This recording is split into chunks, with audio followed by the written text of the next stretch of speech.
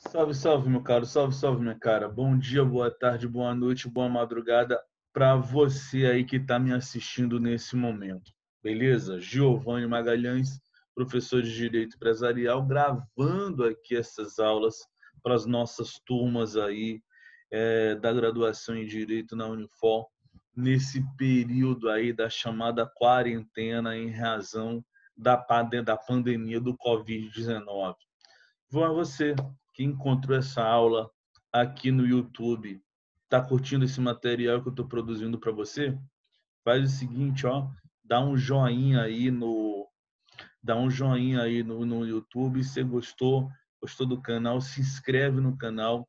Estou retomando aqui o nosso canal, não é, aqui no YouTube, para estar trazendo para você, seja videoaulas, sejam dicas aí, tudo relacionado ao direito empresarial com o objetivo de facilitar o direito empresarial para a sua vida, beleza?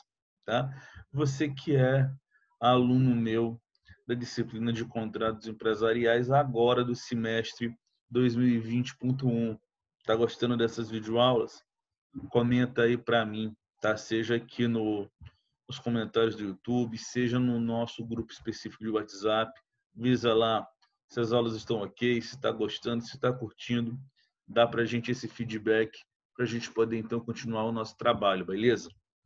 Bom, nossa terceira e última parte de aula relacionada ao contrato de compra e venda mercantil. Como você sabe, na parte 1, a gente fez uma espécie de introdução aí à compreensão jurídica da compra e venda, o entendimento do que ela é, como é que funciona, quais são as especificidades e peculiaridades que a gente tem no que diz respeito ao contrato de compra e venda mercantil, e analisamos o elemento mercadoria, elemento importante, né, para a realização do contrato de compra e venda. No vídeo 2, acabou de acabar, a gente viu com você o quê? A gente viu com você os outros elementos, preço, as eventuais condições que podem influenciar, por assim dizer, a realização de um contrato de compra e venda. Essa última aula é a aula que eu diria, né, interessa mais ao povo do direito, a vocês, alunos aí do curso de Direito da Unifor, por exemplo, tá?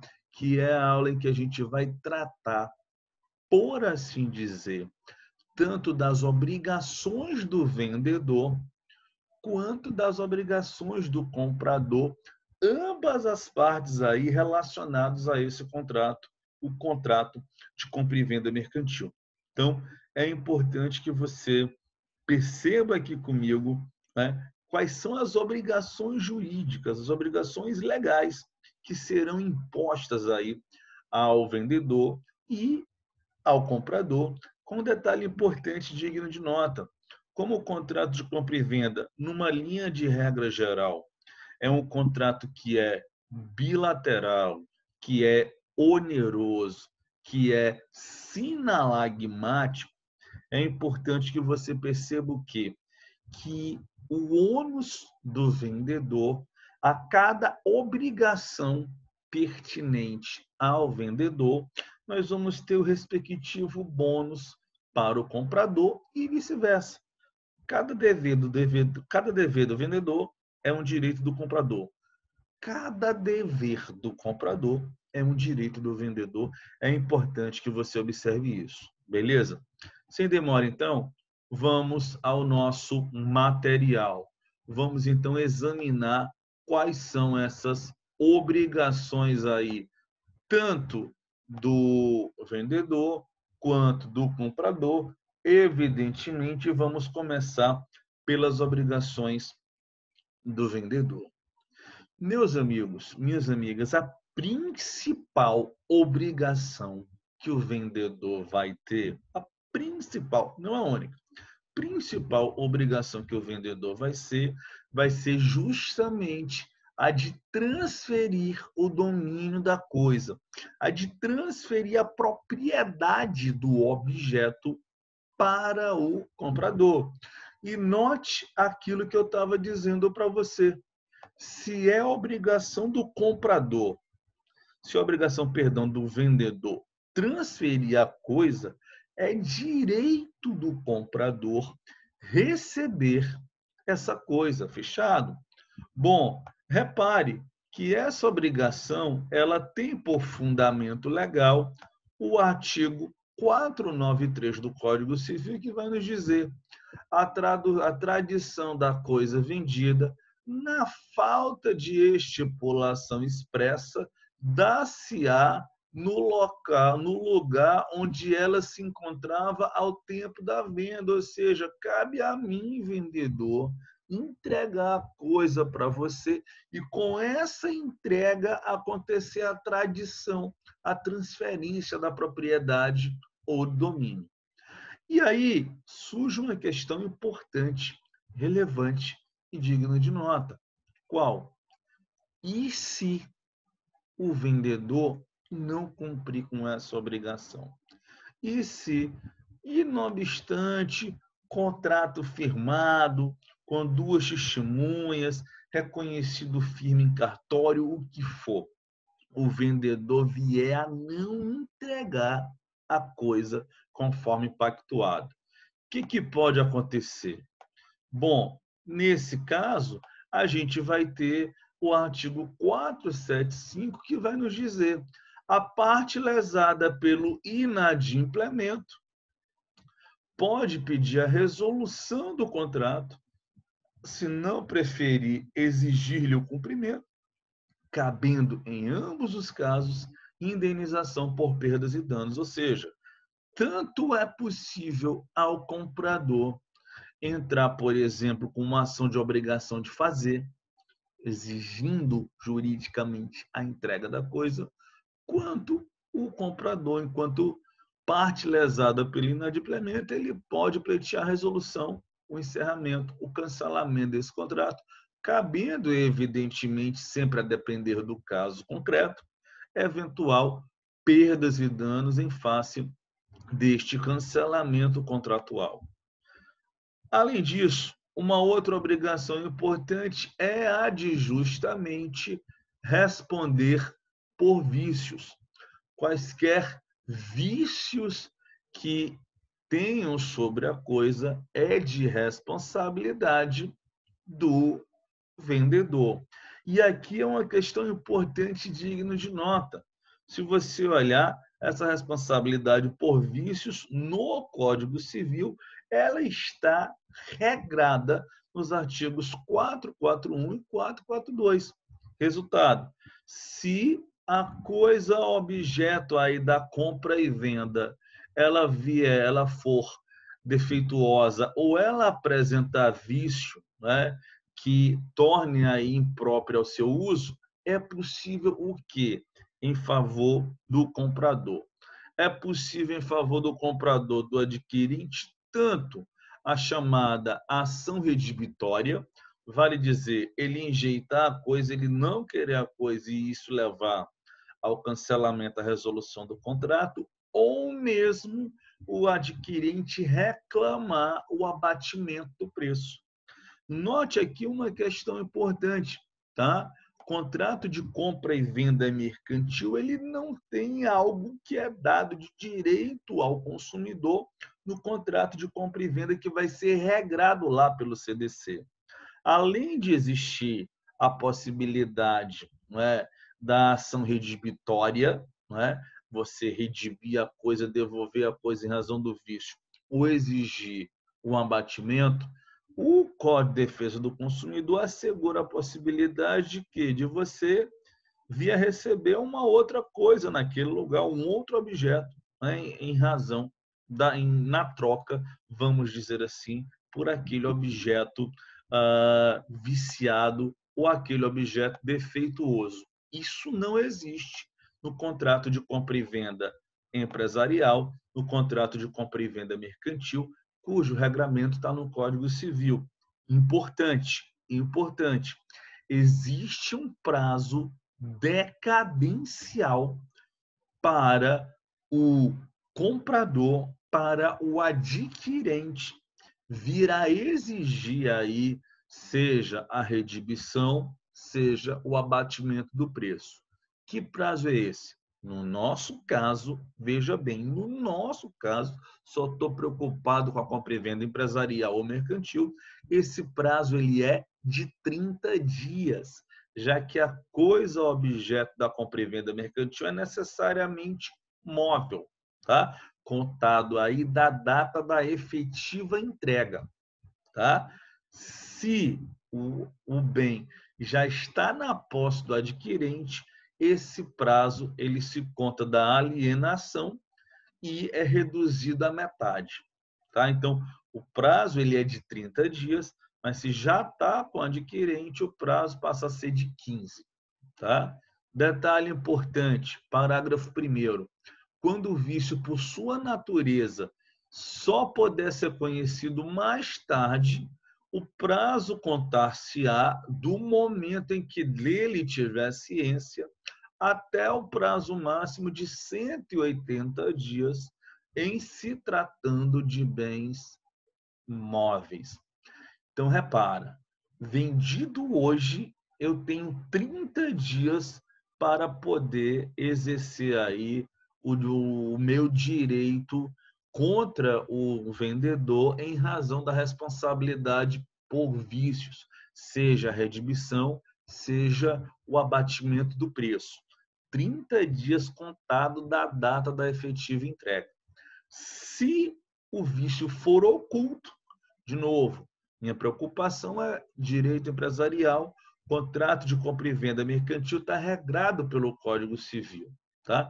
Vício oculto, eu tenho que eu vou contar esse prazo de 30 dias contado aí do momento em que o vício apareceu, respeitando o prazo máximo de 180 dias da data da aquisição do bem. Beleza? Muito importante você ficar ligado nisso, tá? Eu tenho esse prazo máximo de 180 dias para bens móveis, para mercadorias, no sentido de dar ao comprador o direito aí à chamada redimição ou ao abatimento do preço. Além disso, responsabilidade pela evicção. O vendedor responde pela evicção. Como assim? Imagina, tem um veículo automotor que eu digo que é meu, apresento ele a você, e aí você se interessa por esse veículo automotor, de modo que entre nós é feito o contrato de compra e venda desse automóvel. Lá na frente, no futuro, vamos imaginar que aparece uma terceira pessoa dizendo: olha, esse carro na verdade não era do Giovanni, esse carro é meu, ele foi transferido indevidamente, eu quero ele de volta, tá? Se isso é feito em razão de uma decisão judicial, em razão de uma ação judicial, em que nessa ação judicial esse terceiro ele prova que o bem efetivamente era dele, esse bem vai ser resgatado por ele e você, comprador, sofrerá aí os efeitos da chamada evicção, a perda aí da propriedade em razão de uma decisão judicial. Ou seja, isso é de responsabilidade do vendedor, não é? Conforme a gente tem no 447 do Código Civil, que diz: os contratos onerosos, e a compra e venda é um contrato oneroso, o alienante responde pela evicção. Subsiste essa garantia, ainda que a aquisição tenha se realizado em asta pública. Não interessa, né? Se alguém é o real proprietário daquela coisa e o sujeito prova judicialmente essa propriedade, ele terá a propriedade resgatada e você irá cobrar a responsabilidade dessa evicção lá do vendedor, que também, por final, terá a obrigação de, em regra, custear a tradição da mercadoria. Ou seja, custos aí relacionados, por exemplo, ao transporte, à entrega da mercadoria, né? À transferência, a entrega disso à propriedade, à disponibilidade do comprador. Isso é, regra geral, ônus do vendedor. Evidentemente, isso pode ser pactuado no contrato, isso pode, inclusive, influir no preço que está sendo cobrado, né? E eu posso transferir a responsabilidade pelo frete aí para o vendedor, coisa que o vale, para o comprador, coisa que o vale. Mas, em regra, responsabilidade pela transferência, pelo encaminhamento, pelo trânsito da mercadoria lá do vendedor para o comprador é do próprio vendedor, né? É o que a gente tem no artigo 490. Salvo cláusula em contrário, ficarão as despesas de escritura e registro por conta do comprador e a cargo do vendedor as da tradição. Não é à toa que o artigo 502 vai nos dizer também que o vendedor, salvo convenção em contrário, responde por todos os débitos que cravem a coisa até o momento da tradição. Beleza? De outro lado, a gente vai ter aí, né? De outro lado, a gente vai ter aí obrigações do comprador, né? Mesma coisa. Agora a linha é inversa, né? Agora a linha de entendimentos é inversa, ou seja, aquilo que eu vou apontar para você como obrigação do comprador, na verdade, vai ser trabalhado aí como um direito, né? Por outro lado, do vendedor. Fechado? Vamos examinar isso comigo, então. Repare, tá? Primeira e principal obrigação, pagar o preço, né? Se a principal obrigação do vendedor é entregar a coisa, a principal obrigação do comprador é pagar o preço. Pagar o preço aí ajustado para o recebimento da coisa. Olha o que a gente tem no artigo 491 do Código Civil aí no nosso slide, tá? Não sendo a venda a crédito, o vendedor não é obrigado a entregar a coisa antes de receber o preço. Não é obrigado a entregar a coisa antes de receber o preço. Não sendo venda a crédito, eu só entrego depois, né? O vendedor só entrega depois que ele recebeu o preço, obrigação do comprador. E aí vem a pergunta: e se essa obrigação de pagar não vier a ser implementada no caso concreto? Bom, aí nós precisaremos ver que tipo de documento há, que tipo de documento há para efetivamente comprovar a realização dessa compra e venda, tá? Que tipo de documento há? Nós estaremos diante de um documento que tem força executiva ou de um documento que não tem força executiva, tá? Cabendo notar que é a lei, é o CPC que vai nos dizer quais são os documentos que têm e quais são os documentos que não têm força executiva, tá? Artigo 784 do CPC vai te dar aí o rol dos chamados títulos executivos extrajudiciais. Então, se o documento ele for enquadrado como um título executivo extrajudicial, em regra, ressalvado o caso de prescrição, a cobrança desse preço vai ser feito na via executiva, vai ser feito na via da ação de execução. Porém, pode acontecer duas coisas aqui.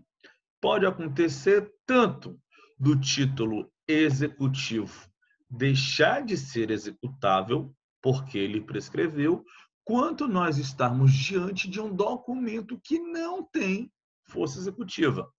Nessa linha, o instrumento de cobrança judicial será a chamada ação monitória, regrada ali a partir do artigo 700 do CPC. Beleza? Então, se liga nisso, tá? A via judicial pertinente para a cobrança vai oscilar notadamente da forma como você venha comprovar a relação jurídica ocorrida. Tem documento ou não tem documento esse documento, ele tem força executiva ou não tem? Se tiver força executiva, ação de execução. Vê aonde? 784 do CPC. Se não tiver força executiva, ação monitória, artigo 700 do CPC. Fechado? Mas, além dessa obrigação, existem outras. Pode-se perceber, por exemplo, como obrigação do comprador a de receber a coisa adquirida no tempo, no lugar e no modo contratado. Tá? Ou seja, tempo, lugar e modo de recebimento da coisa são condições que podem efetuar também aí uma alteração no regime jurídico da compra e venda, tá? Por quê? 491, não sendo, não é, a vendida a crédito, não sendo a venda a crédito, o vendedor não é obrigado a entregar a coisa antes do recebimento do preço. Tem que fazer a entrega do preço. Até o momento da tradição, os riscos correm por conta do vendedor e os do preço por conta do comprador. Ou seja, quando que vai ser entregue, em que local, de que modo? Porque pereceu, se não for entregue, há um ônus aí do vendedor. A tradição da coisa vendida nos diz o 493. Na falta de estipulação expressa, dá-se-á no lugar onde ela se encontrava ao tempo da venda. Ou seja, eu posso pactuar o modo de transferência dessa propriedade. Pactuei, pacta sunt servanda, segue o contrato certo. Não tendo nada sobre isso, no ato da venda, no ato da realização da compra e venda, acontece a transição. Diz o 494, se a coisa foi expedida para lugar diverso por ordem do comprador, por sua conta correrão os riscos, uma vez entregue a quem há de transportá-la, salvo-se das instruções dele se afastar o vendedor. Ou seja, comprei, sou o comprador, adquiri o objeto, e aí digo para o vendedor, olha, quem vai fazer o transporte desse objeto para mim vai ser transportadora X. Procura fulaninho de tal na transportadora X, encaminha que eles me entregam.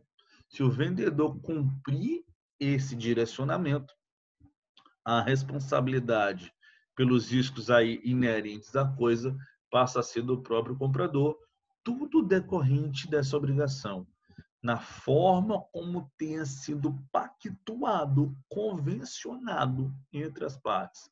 O tempo, o lugar e o modo de transferência, isso vai acontecer. Além disso, né, repare, se for emitida a duplicata, é obrigação do comprador realizar o aceite. Isso é muito importante e digno de nota aqui, tá? Quem já estudou em Direito Empresarial 2, quem já estudou títulos de crédito, quem já estudou o regime jurídico das duplicatas, sabe o que eu estou falando. Na duplicata, o aceite é obrigatório. Duplicata é um título de crédito brasileiro, genuinamente brasileiro, que só pode ser emitido em razão de compra e venda mercantil ou em razão de prestação de serviço. Bem por isso, é comum você ver na doutrina o quê?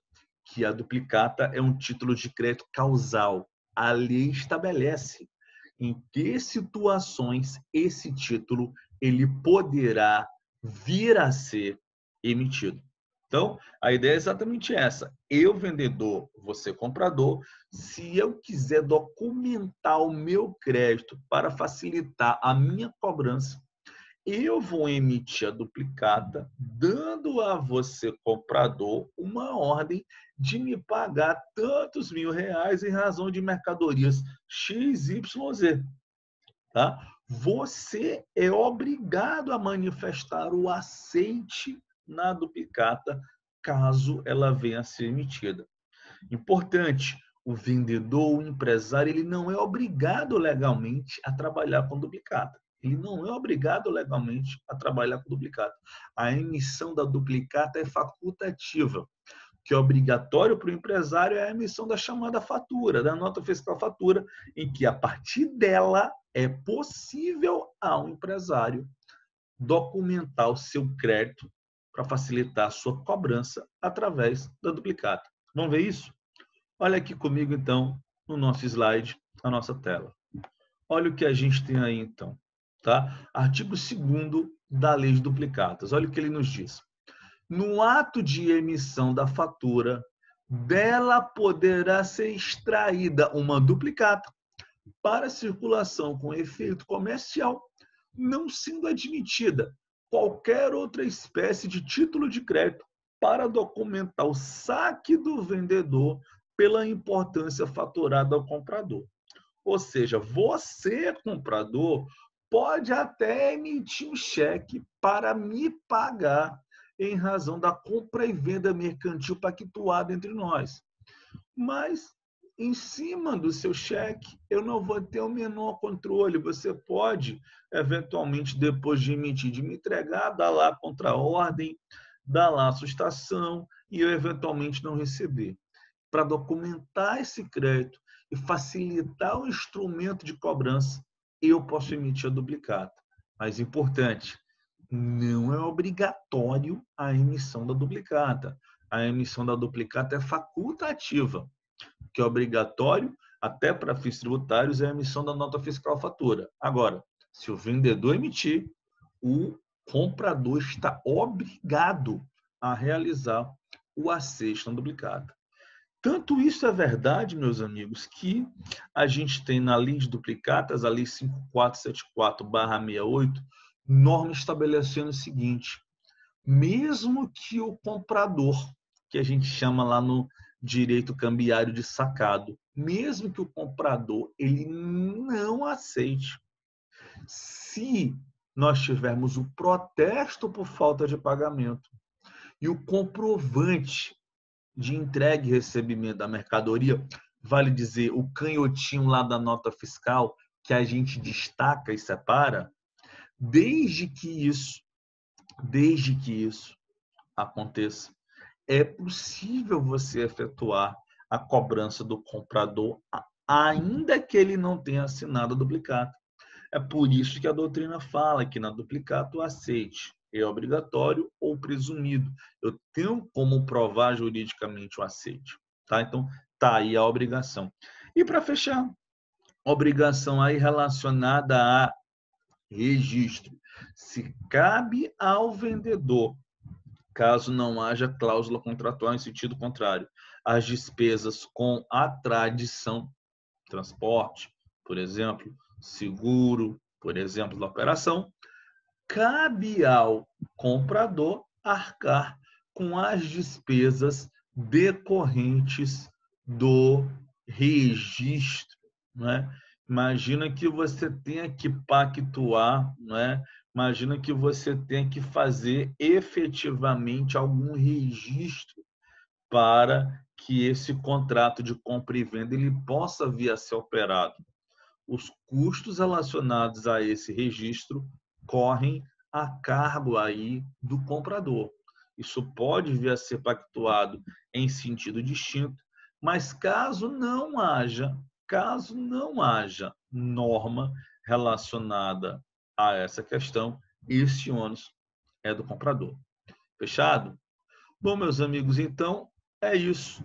A gente mata então essa videoaula aqui, fechando aí os principais aspectos relacionados ao contrato de compra e venda mercantil.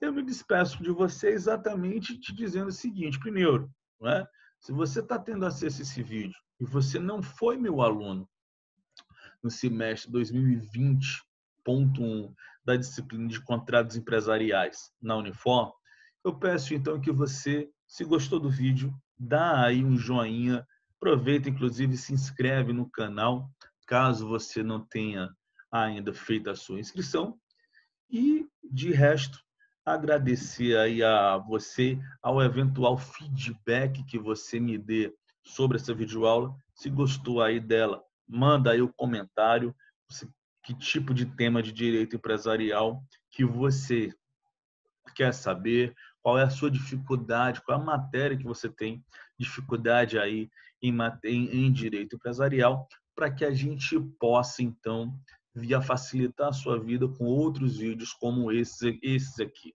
tá? Que inicialmente são e foram pensados para cumprir o conteúdo programático da disciplina de contratos empresariais da Universidade de Fortaleza, mas que certamente vai te ajudar aí no seu estudo para o exame de ordem, no seu estudo para o concurso público. Conta comigo em matéria de direito empresarial, tá?